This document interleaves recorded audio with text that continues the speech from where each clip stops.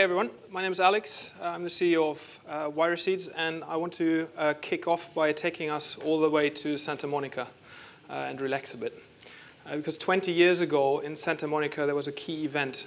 Someone called Steven Spielberg, that we probably all know, got together a group of thinkers, strategists, futurists, and told them, I have a $100 million project to fulfill, and I'm going to call this Minority Report.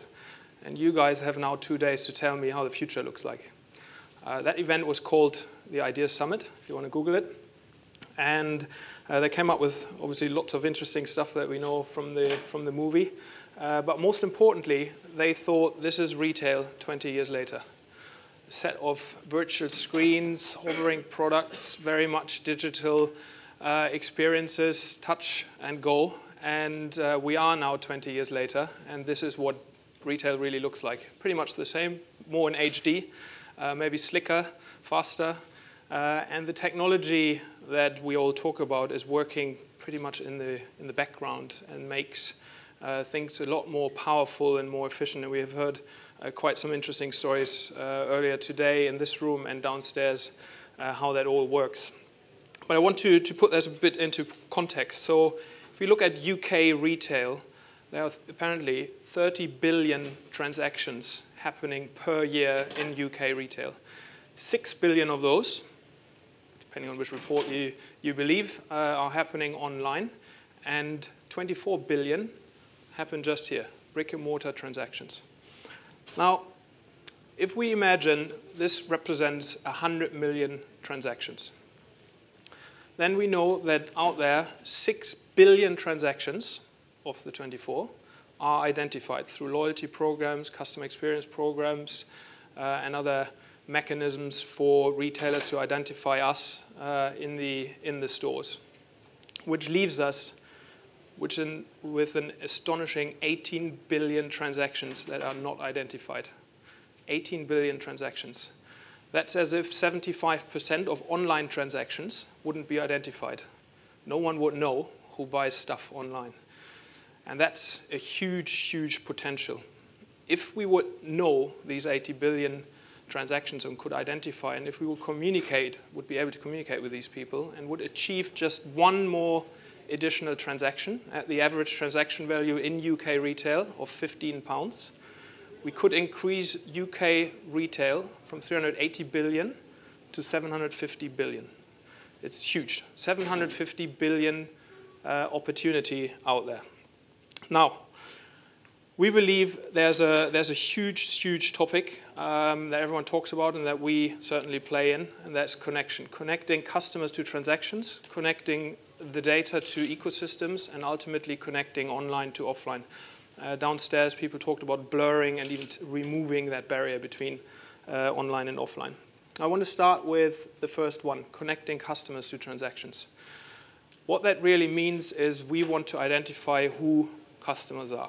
And this is what we've done for the last few decades. We've established loyalty programs or derivatives and cousins and siblings of loyalty programs. The problem with loyalty programs, they're extremely expensive. They're very complex. They hit bottom line purely because we give away free stuff, discounts, and as a result, profits go down.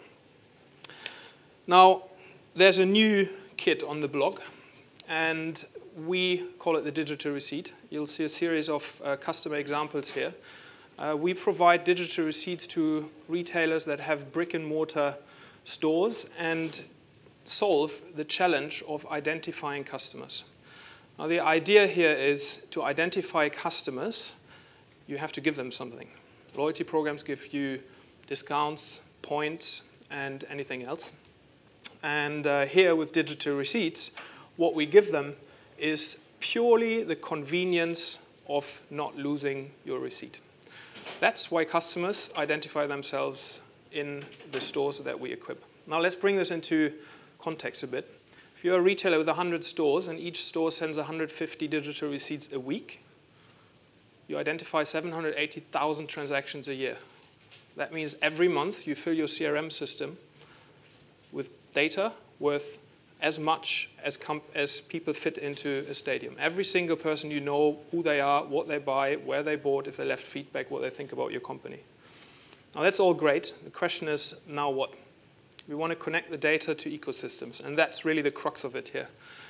Our technology is a software application which sits on EPOS. The great thing about it for geeks is it doesn't need to integrate with EPOS systems. That opens up a huge, huge market for us. We don't have to work with EPOS and till companies to extract real-time transactional data and allow brick-and-mortar retailers to identify customers and connect customers to transactions. We then feed that data into our powerful cloud hub, and we make it available. We make it available to the ecosystem of the retailer.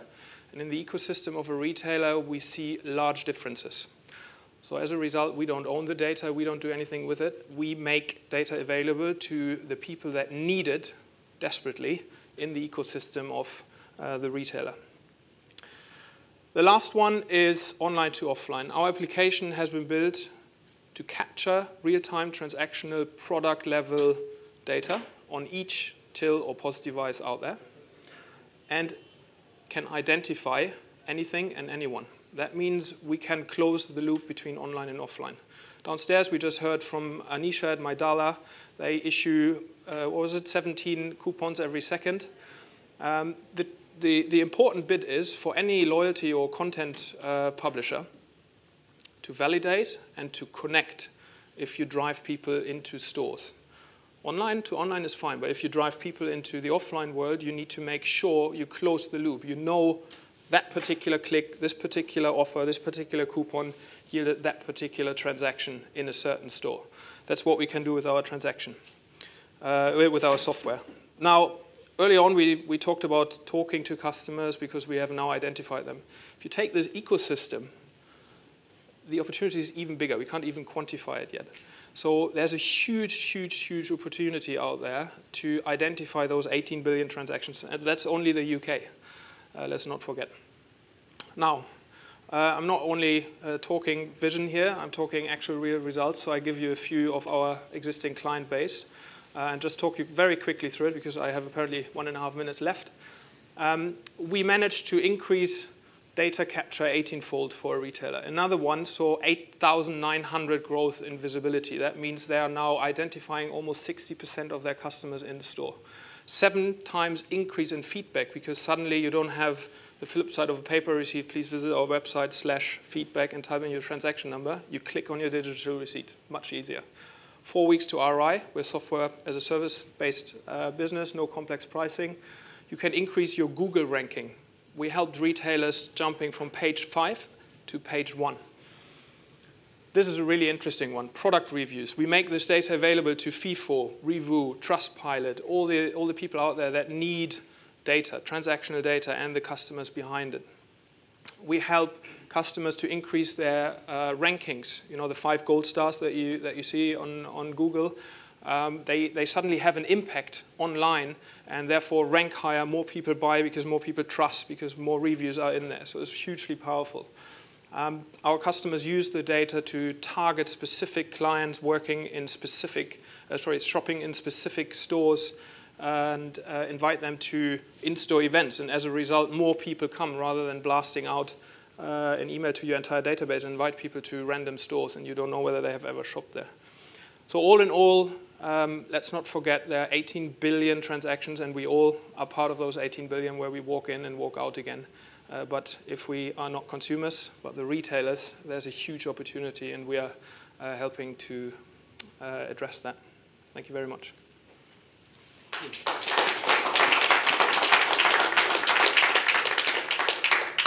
Thanks very much. That was a great presentation. You're welcome. So can I ask, who are you working with at the moment?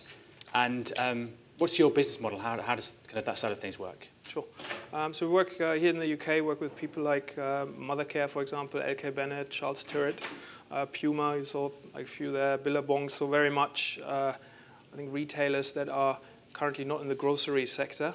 We've targeted people that have, I think, not the opportunity to launch such a loyalty program because you only go once or twice a year, and you know, the loyalty program is more for frequent purchases. And our pricing model, without revealing the actual price, is very simple. They pay on a per till, per store, and per month basis. Unlimited amount of receipts, very strict. They know I have 500 stores, 700 stores, 2,000 tills, and they know exactly what they pay. And then on top, we charge a fixed fee for these little arrows that you saw there. So when they say, on top of us sending a digital receipt, I want you to put it into these databases, we charge on top for that. And are many people going for the on top element? Every single one. Okay, yeah, great. Right, questions from our judges? Yeah, they're nodding ominously. So do you see this more as something that sits alongside a robust CRM platform, or do you see this replacing CRM platforms? Definitely alongside. So CRM, I see more as the central point of collecting all that valuable customer data. We are just one channel that happens to be the brick and mortar transaction. There's social, there's online, there's mobile, there's visiting, there's so many more channels of capturing data which all feeds into the CRM. We focus on that one channel that is a brick and mortar transaction. And that is a new channel for many retailers, or an existing channel that provides a lot of challenges to get it into the CRM database. So definitely alongside and supporting the CRM or single customer view inside, whatever the buzzword one might be. Yeah. Just wanting to get a bit further into the global nature of your customer base. So are you just UK, or can you tell me a bit more about other customers? Yeah. So we are based here in the UK with an office in Sydney. Our three markets are US, UK, and Australia. In Australia, we work, for example, with Telstra, PhoneZone, kind of the equivalents of Vodafone here. In the US, we work with people like Max Mara. So they are. I think we are not opening up to the entire world as it comes. We are very focused. We have just announced that we launch an office in France. So that's obviously a very interesting market for fashion retail specifically, because that's where we have a lot of experience. And yeah, our customer base is pretty much global. The agnostic part of our technology not needing to be integrated with EPOS allows us to work with people like Mothercare, for example, Gant, or others, and supply all their franchise markets with our technology, even though they have completely different IT systems, till systems. And we enable our clients in that category that have franchise markets to establish a global real-time customer data stream across platforms without integration cost, which is good. Fantastic. Thank you very much. Thanks.